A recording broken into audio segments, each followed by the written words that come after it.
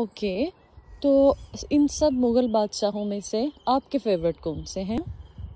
यूँ तो पहले 6 मुग़ल बादशाह मेरे बहुत ही दिल के करीब हैं और आखिरी मुग़ल बादशाह बहादुर शाह ज़फ़र भी, लेकिन इन सब में सबसे ज़्यादा जो मेरे दिल के करीब हैं वो हैं बादशाह बाबर, जिन्होंने इस सल्तनत की शुरुआत की 1526 में। और उन्होंने अपनी ज़िंदगी में बहुत सारे स्ट्रगल देखे।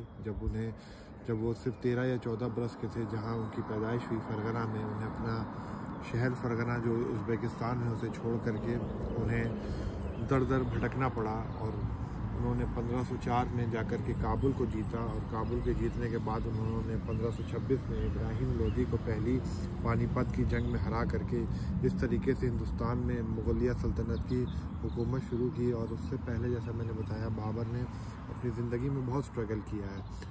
ठीक है, तो आपके फेवरेट वो इस वजह से हैं कि उनकी स्ट्रगल सबसे ज़्यादा है, या there are some other reasons?